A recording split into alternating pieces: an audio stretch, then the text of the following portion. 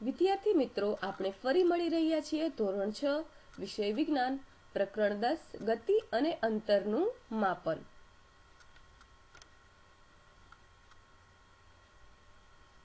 આપણે અગાઉના એકમમાં વાહન વ્યવહારની વાર્તા વિશે જોયું. અત્યારે આપણે બીજો એકમ માપન વિશે આગળ ભણીશું.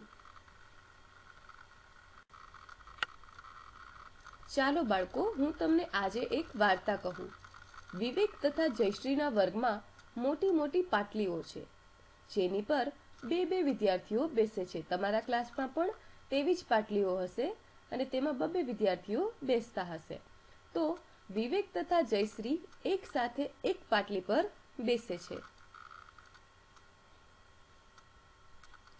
પરંતુ મોટા ભાગે તેઓમાં એ વાતને લઈને ઝઘડો થાય છે કે તેનો સાથીદાર વધારે ભાગનો ઉપયોગ કરે છે.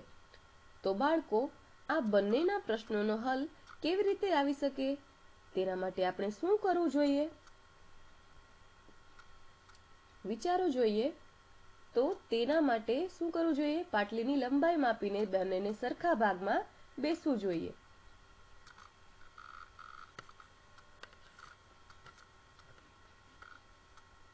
બાળમિત્રો, શું આ એક જ એવો પ્રશ્ન છે કે જ્યાં લંબાઈ અને પહોળાઈ માપવાની જરૂર પડે છે? ના, એવા ઘણા પ્રશ્નો છે.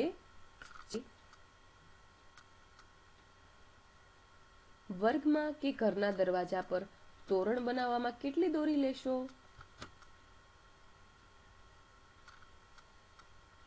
ક્રિકેટ રમવા માટેની પીચની લંબાઈ કેવી રીતે નક્કી કરશો?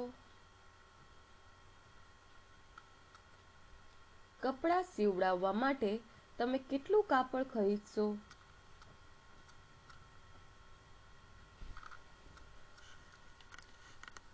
તમારી શાળા 12:30 કલાકે શરૂ થતી હોય તો તમે કયા સમયે ઘરેથી બહાર નીકળશો? તો આ બધી જ જગ્યાએ માપન ખૂબ જ જરૂરી છે.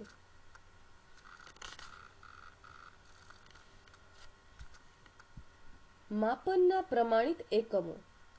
પ્રાચીન સમયમાં પગની લંબાઈ, આંગળીની જાડાઈ તથા પગલાના અંતરથી માપન થતું હતું. હડપ્પા સંસ્કૃતિના લોકોએ ચોક્કસ લંબાઈના સારા એકમોનો ઉપયોગ કર્યો હશે, કેમ કે ખોદકામ દરમિયાન પ્રાપ્ત થયેલ કેટલાક નમૂનાઓ ચોક્કસ આકાર ધરાવે છે. કોણીથી આંગળીઓના છેડા સુધીનું અંતર ક્યુબિટ, કે જે ઇજિપ્તના લોકો ઉપયોગ કરતા હતા. કોણીથી આંગળીઓના છેડા સુધીનું અંતરને ક્યુબિટ કહે છે.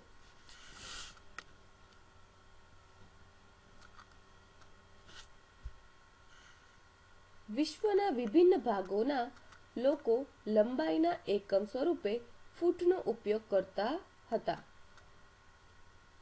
જ્યારે રોમવાસી પોતાના પગ અથવા પગલાઓ દ્વારા લંબાઈ માપતા હતા.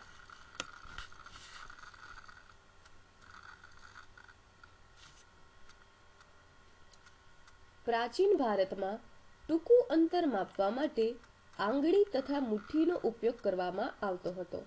આજે પણ શરીરના એવા અનેક ભાગોનો એકમો સ્વરૂપે ઉપયોગ થતો રહ્યો છે. તેથી પ્રત્યેક વ્યક્તિના શરીરના માપોમાં થોડી ભિન્નતા હોવાના કારણે માપનમાં મૂંઝવણ આવતી હશે.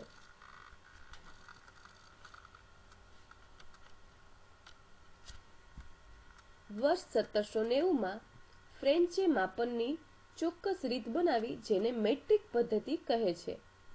ત્યારબાદ બધા લોકો માપનની એક જ રીતનો ઉપયોગ કરતા થયા, જેને આંતરરાષ્ટ્રીય એકમ પ્રણાલી એટલે કે એસઆઈ યુનિટ કહે છે.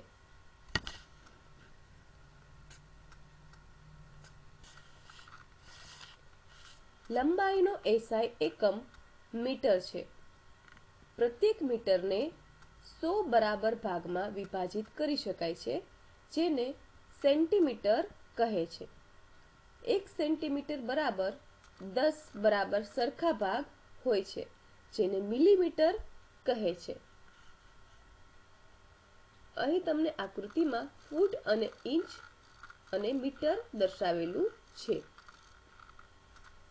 એટલે કે આપણે કહી શકશું કે પ્રત્યેક મીટરને 100 બરાબર ભાગમાં વિભાજિત કરીએ તો તેને સેન્ટીમીટર કહેવાય અને સેન્ટીમીટરના બરાબર 10 ભાગ કરીએ તો તેને મિલીમીટર કહેવાય.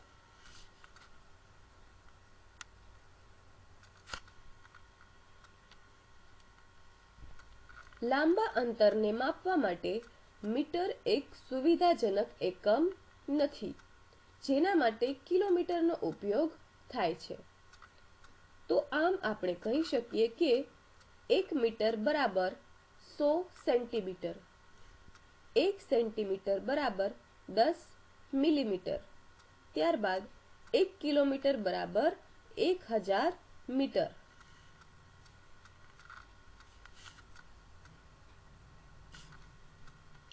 લંબાઈનું સાચું માપન. આપણા દૈનિક જીવનમાં આપણે અનેક પ્રકારની માપન માત્રાઓનો ઉપયોગ કરીએ છીએ. લંબાઈ માપવા મીટર સ્કેલનો, દરજી માપપટ્ટીનો, વેપારીઓ મીટર પટ્ટીઓનો. તેથી આપણે કહી શકીએ કે વસ્તુની લંબાઈ માપવા માટે યોગ્ય સાધનનો ઉપયોગ કરવો જરૂરી છે.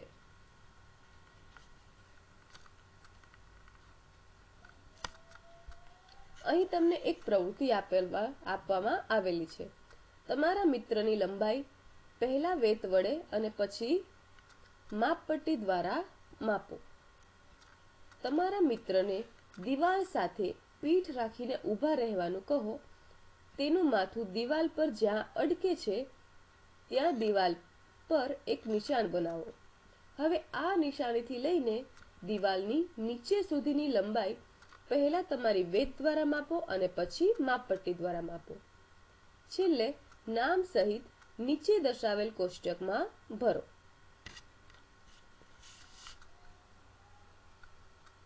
અહીં તમને આ કોષ્ટકમાં વ્યક્તિનું નામ, ઊંચાઈ વેતમાં અને ઊંચાઈ સેન્ટીમીટરમાં લખો.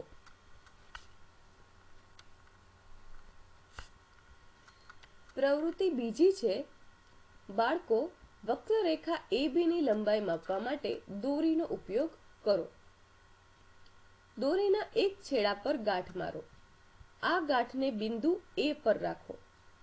હવે દોરીને તમારી આંગળી તથા અંગૂઠાની મદદથી ખેંચાયેલી રાખો અને તેના નાના ભાગને રેખા અનુસાર રાખીને માપો.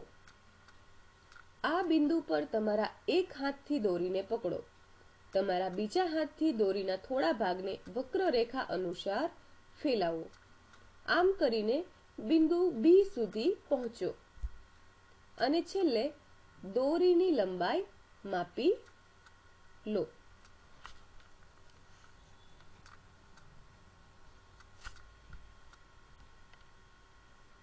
સારાંશ.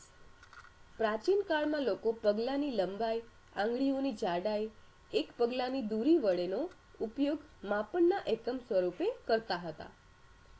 હવે આપણે એકમનો આંતરરાષ્ટ્રીય પ્રણાલી એટલે કે એસઆઈ યુનિટનો ઉપયોગ કરીએ છીએ. એસઆઈ એકમમાં લંબાઈનો એકમ મીટર છે. અહીં તમને થોડા પારિભાષિક શબ્દો આપેલા છે. પહેલું છે માપન એટલે કે મેઝરમેન્ટ, પ્રમાણિત એટલે કે સ્ટાન્ડર્ડ, લંબાઈ એટલે લેન્થ.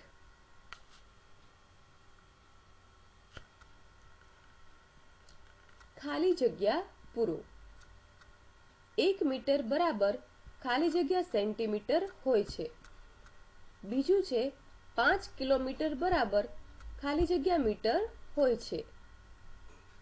1 સેન્ટીમીટર બરાબર ખાલી જગ્યા મિલીમીટર હોય છે. તમે તમારી બુકમાં જવાબ લખી જુઓ. નીચે આપેલા લંબાઈના એકમને તેમની વધતી લંબાઈના આધારે ગોઠવો. અહીં તમને લંબાઈના એકમ આડાહવડા આપેલા છે, તો તમે તેને વધતી લંબાઈના આધારે તમારી બુકમાં ગોઠવો. તો મિત્રો, અહીં આપણે બીજો એકમ પૂર્ણ કરીએ છીએ. તો હવે આપણે મળીશું ત્રીજા એકમમાં. ત્યાં સુધી થેન્ક યુ.